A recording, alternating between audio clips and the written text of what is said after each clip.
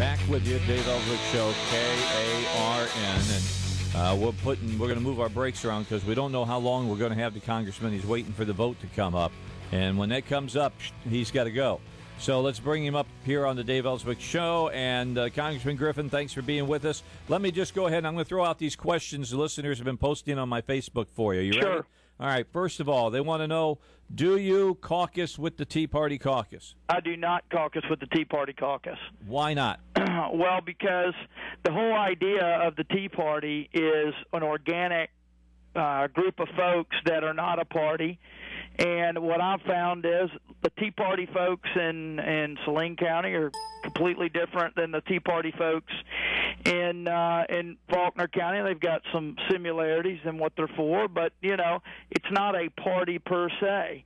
And the idea of, that caucus is really more about some of the personalities that are in the caucus than it is the ideal.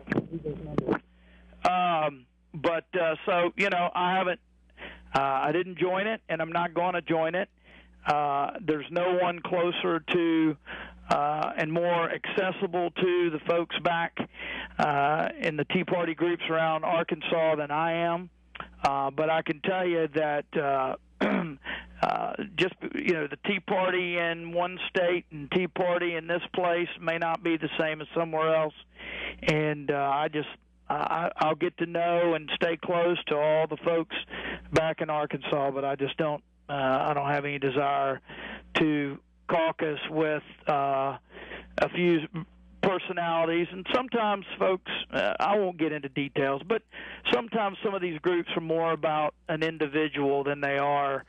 Some of the caucuses are more about an individual than they are particular subject matter. Right. I don't know what the numbers are, but I don't think it's a very big caucus. All right. How many freshmen? There are only 13 of the 87 freshmen in that caucus, I am told. All right. So that ought to tell you something. All right, let me jump in. And next question. When's going to be the first town hall meeting that you have face-to-face with your constituents? Because I'm going to tell you what, it's a little hot back here right now for you, Tom. Oh, sure.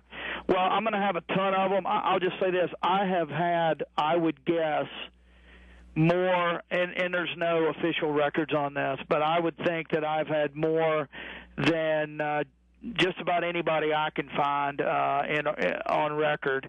We have had probably 12 or more since I've been in office, and we're going to have a ton. You know, we were debating, do we wait till vacations are over and people are back in September, or do we do some in August? So we're going to try to figure that out, but I'm going to do at least one in every county coming up soon. We're going to announce them all in a big push. We're going to do like a marathon, a town hall marathon. We were talking about doing one a day, every single day for a week. I mean, when we do them, you're going to know it because it's going to be announced not only on Facebook and everywhere else, but we'll make sure all the press knows about it. All right. No obligation on these future cuts. That's what people want to know. There's no obligation on future Congresses to take care of these cuts. Does that bother you? Well, yes and no. I mean, there's never any Congress can change any Congress. I mean, you can't bind the next Congress. That's why we're so dead set on getting a balanced budget amendment, because then you're talking about the Constitution.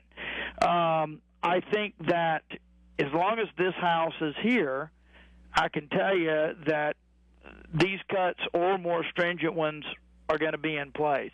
I don't think there's any doubt about that. And now a lot of people wonder why we talk in 10 years. The federal government budget's on a 10-year cycle. That's the number they use. So it's true. It's true. But here's the thing. Ultimately, unless we deal with mandatory spending, which is what this committee's supposed to do, right. And I'm not a fan of committees, but unless we deal with mandatory spending, we're not even really dealing with the issue. And I use the word entitlements a lot, and folks say, oh, it's not entitlement. It doesn't mean entitlement some kind of derogatory term. Entitlement in Webster's dictionary means you're entitled under the law. That's all that means. So just to clarify there. But unless we deal with that, then we're not going to be able to ever deal with this. And here's the thing. There's a lot of folks up here like me who know what the problem is. We've identified it. We voted in our budget to deal with it. But there's a lot of people up here and a lot of people across America who aren't ready to deal with it. And I don't find them in my party up here in the House, but the president's not ready to deal with it, and the Senate's not ready to deal with it. And, we're going to have some different people in some different slots at some point to deal with some of this stuff. Now, this committee will ensure that, or it has some triggers in place that are going to encourage some good behavior on that front. But ultimately, you got to have people willing to stand up and get attacked. I mean, I saw some email circulating today saying that I said something about Social Security on another radio station, which it was, the quote was not even a quote. It said, I heard something like that. Just nonsense. So the attack, you've got to be willing to be attacked on this stuff because the interest groups that protect it are out there. And there just aren't enough people up here willing to do the hard things at this point. If you even mention some programs, you're immediately attacked as wanting to destroy them and everything else. It's a bunch of nonsense, but people believe it. And so those attacks work is what I mean by that. And so a lot of people are scared. I can tell you there's no shortage of strong folks in our conference. But, you can't do a deal with just the House. All right. I understand that. Now, let's talk about transparency. A lot of people want to know, is there any way to get these dealings from being done behind closed doors and get them on C-SPAN and so people can see what's going on? Yeah. Well, I'm not in those talks, obviously. I would say this, and this is sort of like the debate on cameras in the courtroom a lot. If you put cameras in that room, if you think this took a long time, I'm all for transparency. But I'm just going to say a fact here. If you put cameras in that room, you would have 24/7 of political posturing by each side. And, I don't know what that would have looked like. But look, I'm all for transparency and putting a camera in a video in a committee or wherever else. But I think that you would have ended. I don't know what we would have ended up with, but if you think the posturing on the Sunday shows and everywhere else is bad, you can imagine what that would have looked like. But hey, I'm for it. If you want to open stuff up to that, I tell you what, when I get invited to be in one of those rooms, I'll mention it. Okay, but I ain't been invited yet. I appreciate that. Okay, now let's ask about President Obama. There are many people who are saying because they believe that the Republicans didn't go to the mats all the way on this, that this ensures that the president's going to be reelected. Now, I disagree with that, but they want to hear what you have to say about that. Well, look, I disagree with that. I mean, if going to the mat, well, let me say this. There are all these outside groups. They were against the first Boehner one, and the second Boehner plan came. They were all for that one. Now they're against this one. The liberals are saying that they didn't get a good deal. They're saying that they lost. Some of my friends are saying that we lost. I mean, look, my take on it is this. We had certain principles that we laid out. Mm-hmm. And the principles were have to raise the debt ceiling more than we have to cut more than we're going to raise the debt ceiling. No tax increases.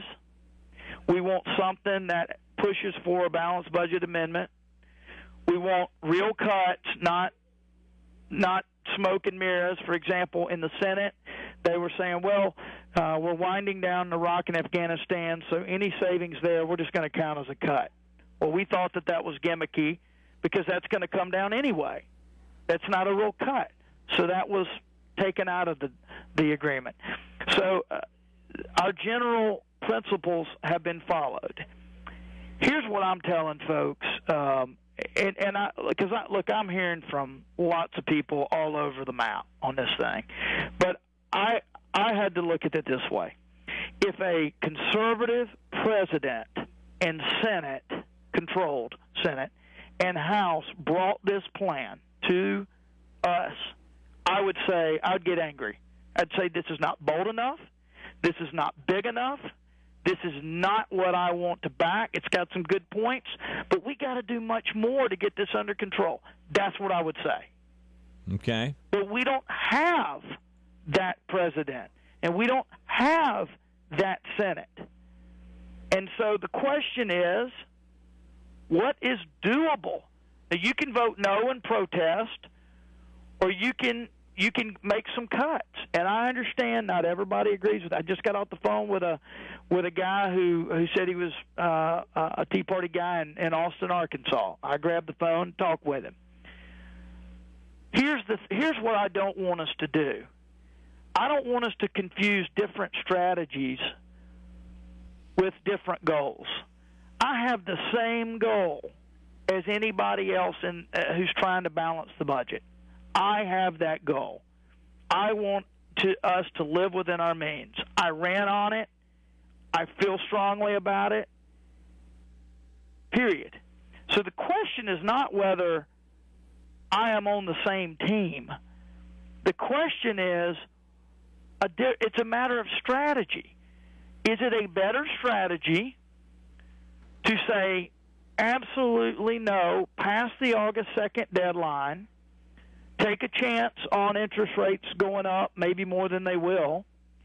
Is that a better strategy, or is it a better strategy to take it something that meets all of our principles and move on to the next battle?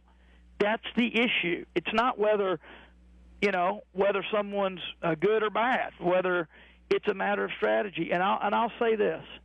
If we have one significant increase in interest rates, it will erase every cut that we have made this year, and it will erase or it will be more than every cut that we wanted to make in our budget that we passed in the spring.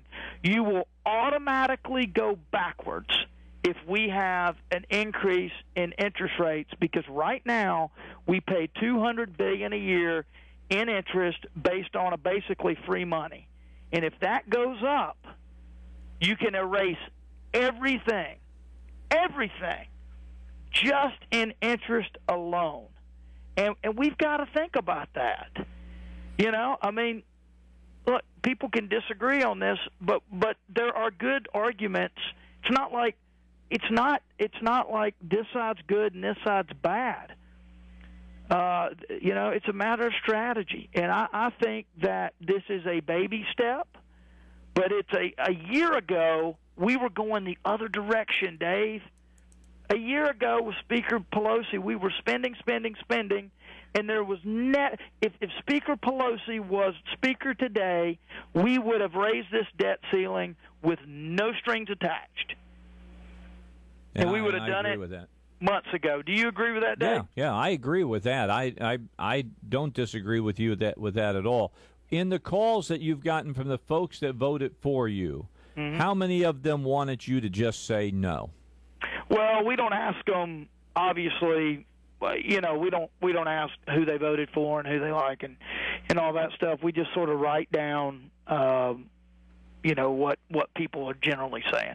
I would say that the last count that we did, it was about 40% wanted either Speaker Boehner's plan or to, quote, hold the line. And then there are different ways to define hold the line depending on who I've talked with on the phone. On the other side were the folks that said either raise the debt ceiling, no strings attached, raise taxes, do what the president wants, sort of that side.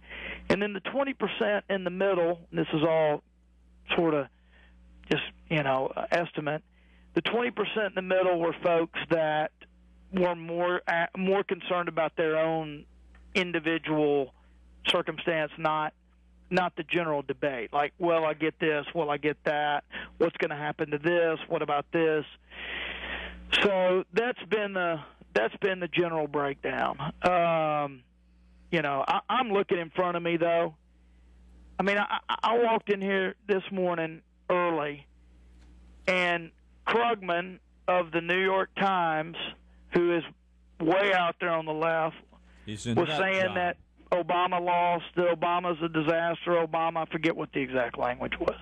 And then you got Daily Kos, the left-wing blogger, saying, we've lost every negotiation so far, why is it always spending cuts, And then then folks on the other side are going, this is a disaster. And I'm like, what? So, look, we can disagree on this, but it is not perfect. It is not great. But it is not, I do believe it is the best you're going to get with this president and this Senate. And what I would say to folks, I think this is a recurring theme, CR. My response was, this is not the greatest, but it's the best we're going to get with this president and this Senate. I think that's accurate. And I think that is going to persist till the end of next year, and then we'll see what happens. All right, final question for you. I had someone call in and ask about H.R. 822, the national right to carry, if you will support that. Oh, sure. I'd have to look at that specific one, but I'm a big supporter of conceal and carry and reciprocity. I'll have to look at that. I may actually be a co-sponsor on that already. But in any event, come on, ask me another question. All right. When are you coming back? Everybody wants to know when you're going to be here, because probably it'll either be tomorrow. It'll probably be Wednesday. Okay. When are you going to have your first town hall when you come back? Do you have it Wednesday? Probably won't have it Wednesday. I'm going to spend at least a half a day with my family. Okay. We'll figure it out. Let's see here. Give me that. Will you give me that calendar? How many minutes we got here? You got 2 minutes. Hey, give me that calendar, please. Let me take a look and see what we can. What I'd like to do is have like a Verizon Arena deal. But look, I'll just be real honest with you. Last time we did town halls, I know it was early in the year, but we did a ton of them. I don't know if we had more than 50 at any one of them. Well, I promise you there'll be more than that this time, Tim. Good. No. All right, let me see. Today is the first. I'll take a look when I get back. We may do one. We may do one on Thursday. We might get one done this week. If not, we'll do one maybe early next week. Let me know where it's going to be and at what time so I can tell you about it. I will. In fact, what I'd like to do is come on your show and announce it and talk about everywhere we're going to do. We will have a big one. We'll spend all the time we need, but we need more than 20, 25, 50 people. I'd like to do Verizon Arena and have the biggest town hall in the Guinness Book of World Records. But we got to get people to come out and do it. But I'll run it through you so you can make sure everybody knows about it. All right, we'll make sure. And I know you're cutting close to the vote. We'll let you go. I got to get to traffic. Appreciate your time. Thank you, man. See y'all. All right, bye-bye now. All right. So